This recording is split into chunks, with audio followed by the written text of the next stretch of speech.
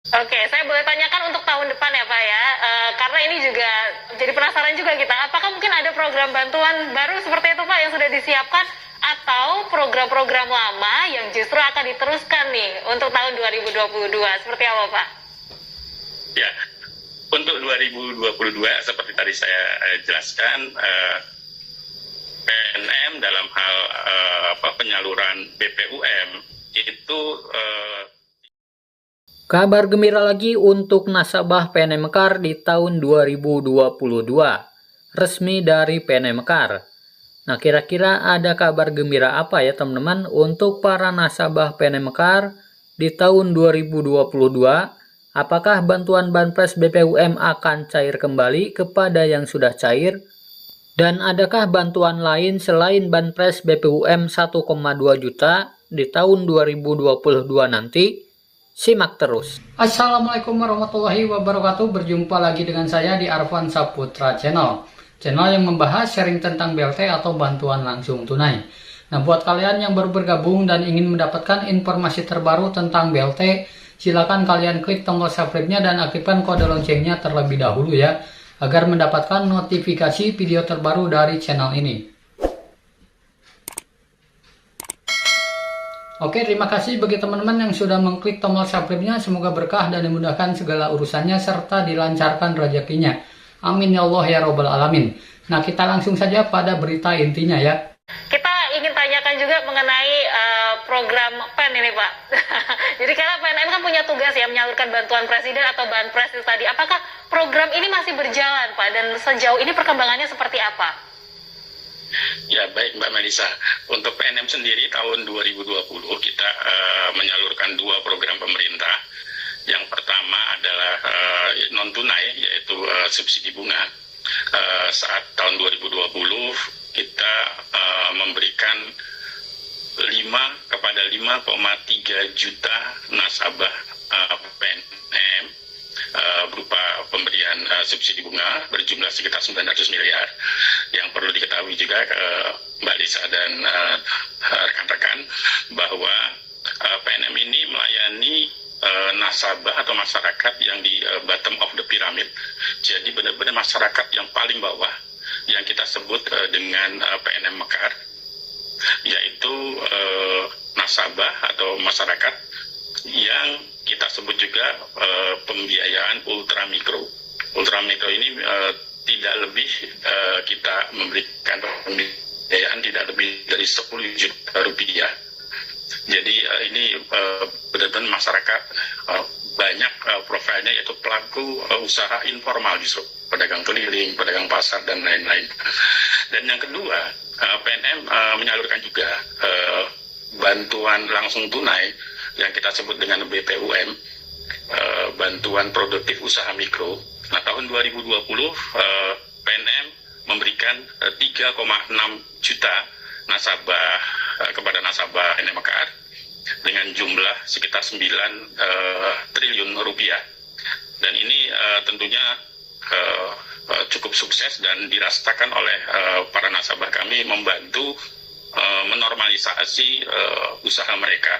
Jadi kalau lihat dari riset yang dilakukan oleh TNB 2K bersama kami juga, ini produk ketepatan saluran ini benar-benar cukup tinggi, yaitu di atas 90% memang untuk recovery usaha. Untuk tahun 2022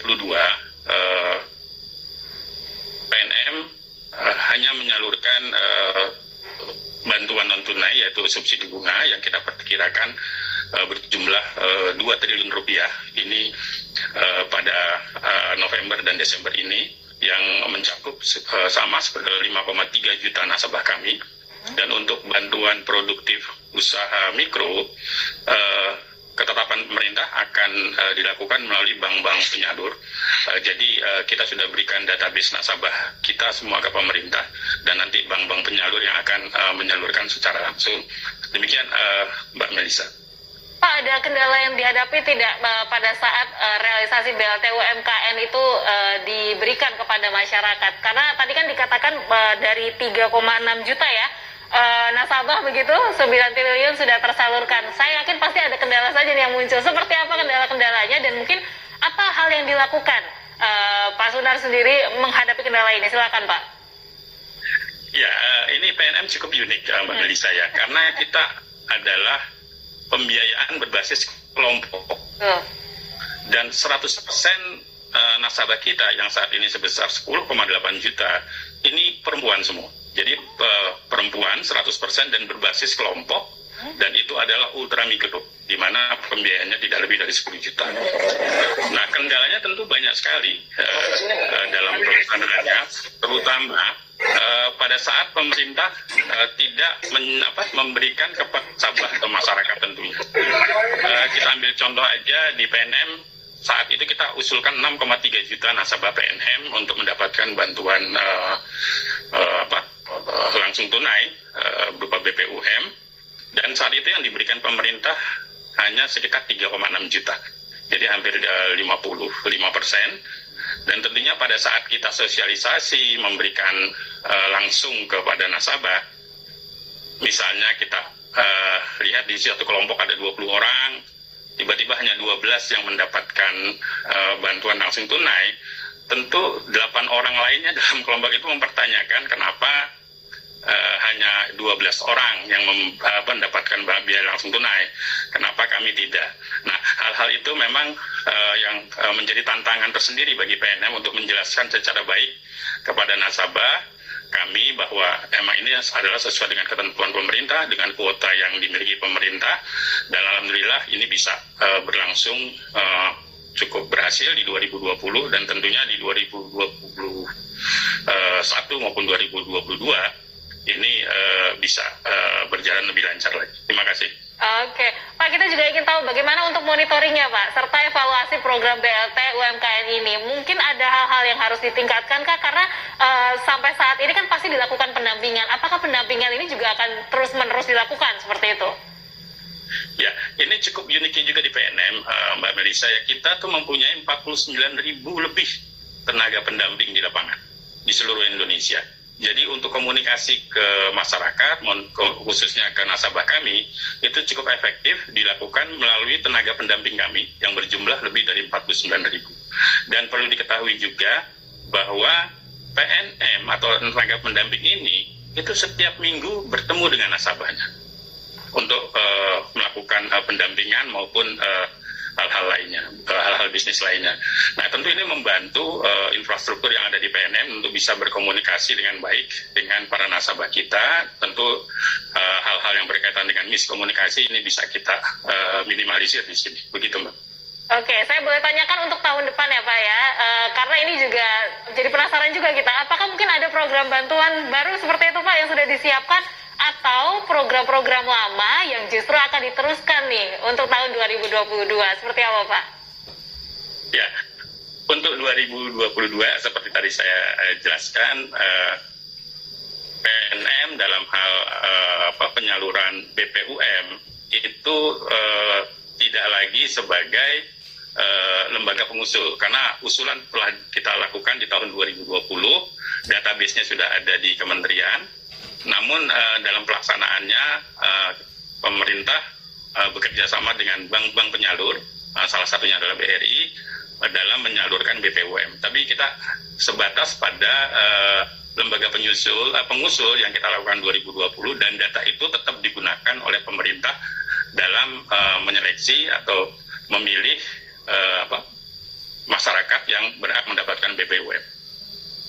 Oke, baiklah. Terima kasih untuk jawabannya, Pak. Dan kita nanti masih akan berbincang lagi soal kelanjutan bantuan pemerintah tahun 2022. Tapi jangan kemana-mana, usai jeda berikut kami segera kembali. Nah, jadi itu ya teman-teman, kabar gembira untuk para nasabah PNM Mekar di tahun 2022. Jadi nanti di tahun 2022, PNM Mekar akan terus memberikan bantuan non-tunai, yaitu berupa subsidi bunga ya teman-teman. Nah, sedangkan untuk bantuan Banpres BPUM atau BLT UMKM di tahun 2022 pihak PNM Mekar tidak lagi jadi pengusulnya ya teman-teman. Jadi silakan kalian daftar langsung ke Dinas Koperasi UMKM di daerah kalian masing-masing. Untuk yang belum pernah dapat ya teman-teman. Jadi tidak perlu menunggu keputusan dari pihak PNM Mekar. karena di tahun ini PNM Mekar pun tidak lagi jadi pengusulnya ya. Jadi intinya untuk masalah BPUM tidak ada lagi hubungannya dengan PNM Mekar ya, karena yang menentukan dapat tidaknya langsung dari Kemenkop UKM. Nah, sekian informasi dari saya, semoga video ini bermanfaat. Sampai jumpa di video selanjutnya. Wassalamualaikum.